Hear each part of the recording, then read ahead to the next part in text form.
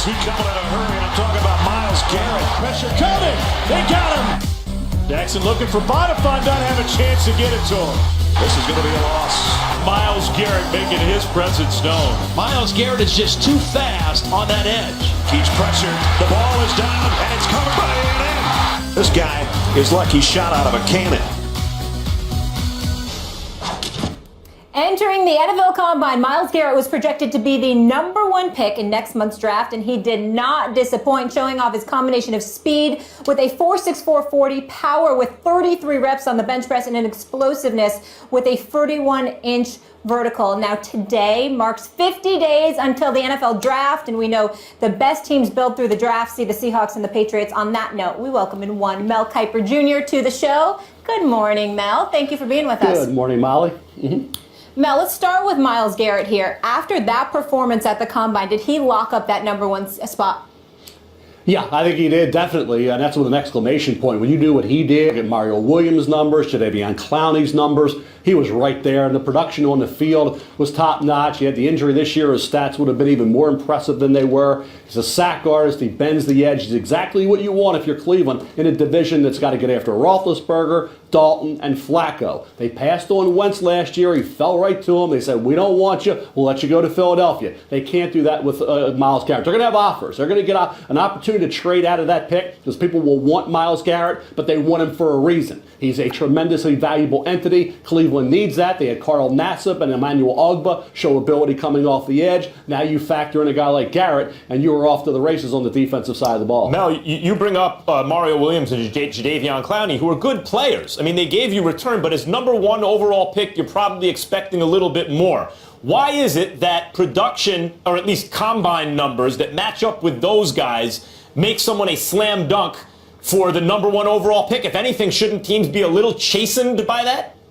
No, I think you look at what Clowney did this year. When he's healthy, you can't factor in injury because injuries happen. You rate him on ability, and you hope you get some good luck on the injury front in the NFL. When he was healthy, look what he was. He was a fear factor player. John Gruden even said during the year, people would still liked him over Khalil Mack now. So when Clowney's healthy, he's unblockable. He's spectacular when he's healthy. He's a great player. He's as good as any defensive player in the league this year when he was healthy. I understand he had the injury issues. Mario Williams was a heck of a player. So I think you look at what Cleveland needs in that division against those quarterbacks. When you are quarterback deficient, as they are right now because they passed on Carson Wentz, now they got an issue. They got to fix that quarterback spot. But while they're trying to fix it, have a guy who can get after the other guy's quarterback who will keep points down and maybe allow you to compete a little bit more and get a few more wins. Mel, I listen to you on Saturday mornings, my man. I know you think that you find that very hard to believe, but I like my education on my Saturday mornings in my car, listening to you, buddy. But let me say this to you. I'm going to forgive you because I love you so much. I'm going to forgive you for mentioning Joe Flacco and Andy Dalton in the same breath as Big Ben Roethlisberger. I know they're in the same division, but I just got an allergic reaction to those two being mentioned in the same breath as Big Ben. Having said that, when you bring up Myles Garrett, is he going to be the #1 pick, Mel, because of his greatness, or because the Cleveland Browns, along with various other teams, can't make up their minds about there being a stud quarterback in the draft? Which is the bigger reason? I think first of all, I think you look at what do they need, who's the best player, and it works in unison. Where they need the pass rusher, even though Ogbah and Nassib did show ability, they need that guy, Garrett. He's special.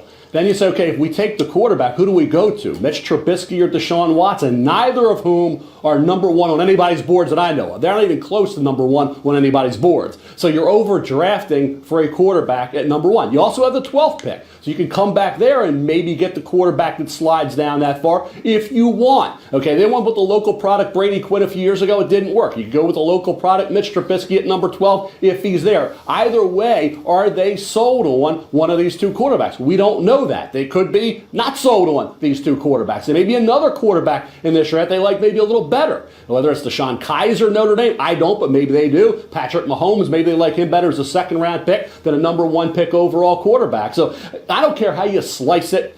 They have to get a quarterback in this draft. Cody Kessler's not the answer.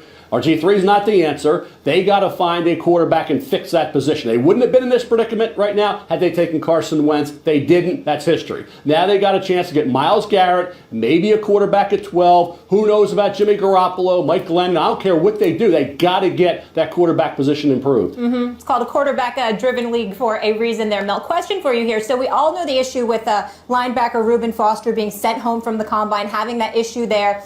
Now, he discussed it with teams at Alabama's Pro Day. How will that affect his stock, being sent home like that? I don't think it's going to affect him at all. I mean, I think you look at what he did on the field. He never had any issues. He was just a great player. Great player 2 years ago when he decided to go back for a senior campaign. He goes back. He leads them in tackles with 115. He's got 13 tackles for loss and 5 sacks. He's an every down linebacker. He's not Reggie Ragland, who wasn't an every down linebacker. This kid is. He's sideline to sideline. He can cover. He's built for today's NFL. Reuben Foster's a great player. I think he's the 3rd or 4th best player in this draft. He may go 9, slide down a little bit because teams don't desperately need inside linebackers that early until you get to Cincinnati at pick number 9. Mel, what's the best fit for him? I think the Bengals would be a great fit. You got Vontaze Burfict there, who's a great player when he's on the field. They need help in the front 7. They could go pass rusher. They could go Taco Charlton, Michigan, or Solomon Thomas, Stanford. But I think Reuben Foster there, New Orleans, Arizona, somebody, Baltimore, if he got down there, you know they love Alabama players there. You could team him up with C.J. Mosley, a former great Alabama linebacker and first rounder, good player with the Ravens, really good player with the Ravens. So I don't think he gets past there. I'd be shocked if he got down that far. Like I said, I think he's one of the 3 or 4 best players in this draft. Wait, did I hear this right? Stephen A., did you hear that? Mel Kiper just said that the Bengals, alongside Vontaze Burfict, there's an idea here that you get value with the guy because he's shown a lack of judgment. How do you feel about that, Stephen A. Smith? A lack of judgment. I don't like it at all, Mel. I don't like it at all, Mel. And Max did an excellent job for a change, teasing something. I got to give him credit where credit is due. Let me tell you something, Mel Kiper. I have a problem with the Bengals being in that position. You're trying to tell me that the Bengals, the Cincinnati Bengals, under the stewardship of Marvin Lewis, should bring in somebody and take advantage of his talent, even though you have a relatively troubled locker room. This is not to knock Reuben Foster. That was not a big deal to me. But I'm just saying overall, the whole thinking, Mel, that a troubled individuals whose stock might drop a little bit because he's considered a head case is something that the Bengals should take advantage of with their locker room. You just blew that way out of proportion, Stephen. You took a little issue and made it into this that Reuben Foster's a problematic player. How did that all happen? I know. Yeah, Reuben Foster was a great player at Alabama, didn't have any issues. He wasn't going to do anything at the combine anyway because he had the shoulder injury. That's more the concern. Make sure the medical is okay on the shoulder. As a player, as a guy you want out there, being your guy that's an enforcer, a fierce competitor, I wouldn't shy away from Reuben Foster at all for that reason. The injury issue, depending upon the medical, would be a separate entity, separate thing to worry about. But on the field performance, right, Reuben Foster, if you watched Alabama week to week, he was spectacular. Well, first of all, I watch Alabama every week because I'm Roll Tide, baby. That's number 1. Number 2, I listen to Mel Kiper every chance I get, so I knew everything about Reuben Foster. Number three, and more importantly, I really wasn't talking in all seriousness. Max brought that up because I really wasn't talking about Reuben Foster per se, because I know that's not a big deal when it comes to him. But I'm just talking about the issue itself of anybody, not Foster, but let's say a troubled individual inside that Cincinnati Bengals locker room. I wouldn't want anybody there. That's all I meant by that, Mel. That's all. I don't know what you meant because my head's spinning. That was a major contradiction, Stephen A. So Reuben Foster was great, that he wasn't troubled. I don't know what the heck you were talking about. Yeah, Mel. I got you. Welcome to my life with these two. Before we let you go here, Michigan's Jabril Peppers answered the question saying he considers himself a safety. How do you think he'll translate as a safety in the NFL and the best fit for him? I have no clue because this is a kid with 1 career interception. Ball skills, that wasn't his forte. His forte was being versatile, being all over the field, offense, defense, special teams, punt and returner, all that. Can he define a position? I said 1 career interception for a safety. You don't want that. That's why Malik Hooker's way up there because he intercepts passes, okay?